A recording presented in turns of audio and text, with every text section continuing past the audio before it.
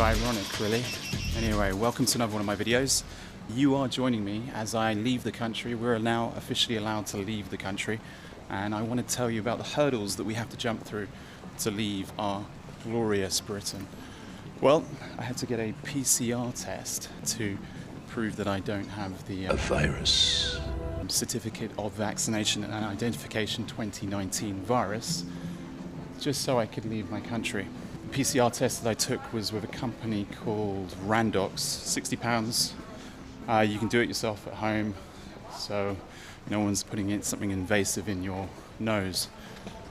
But look at this, the devastation. If you remember my videos from, I think, November and December last year, airports were equally as empty. Today they're also equally empty. Today is a bank holiday. Normally, in previous years, bank holidays at airports are notoriously busy because people will be jetting away, you know, going on holidays for a week, maybe 2 weeks or so. But as we can see, most things are closed. It was amusing just before I put the camera on, actually. I had 2 armed police ordering me to put my mask on. In simple words, I'm exempt. That's all you have to say. We shall never surrender! There's more people going on holiday this time than there was maybe the Gatwick Airport one you saw. Gatwick Airport, there was maybe 20 people scattered around, but it was later in the night. Today, it's about midday. Fair number of people, but a lot less than you would expect.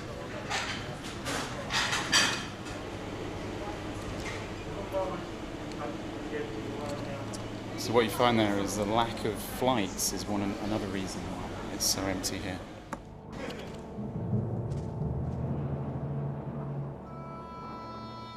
What a waste. So what did I have to do to get onto a flight to Kyiv? Well, the PCR test costed me £60 with Randox.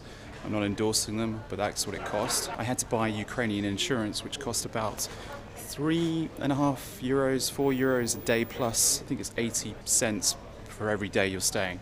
You know, make of it what you want. So between 15 and 30 euros depending on how long you stay.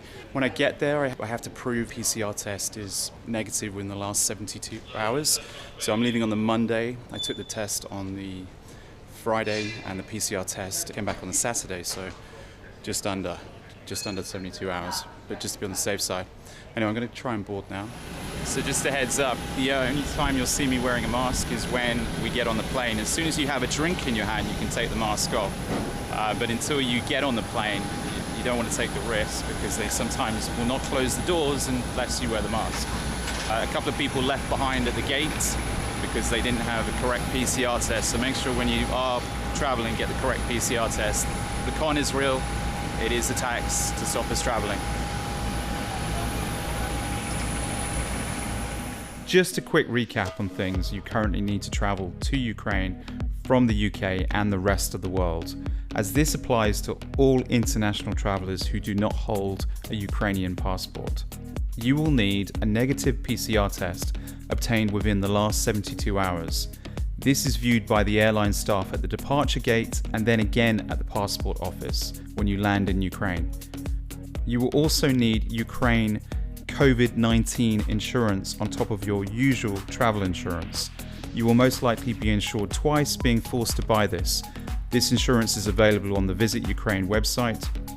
As long as you have all of this in order, your entry into Ukraine will be problem-free. Don't get stuck at the departure gate and left behind, which I've witnessed multiple times now in the last 6 months. Thank you very much for watching. I'll be doing more short form content in the coming weeks and months, so click that subscribe button and stay updated. Happy traveling. The world is a free place. Stay safe.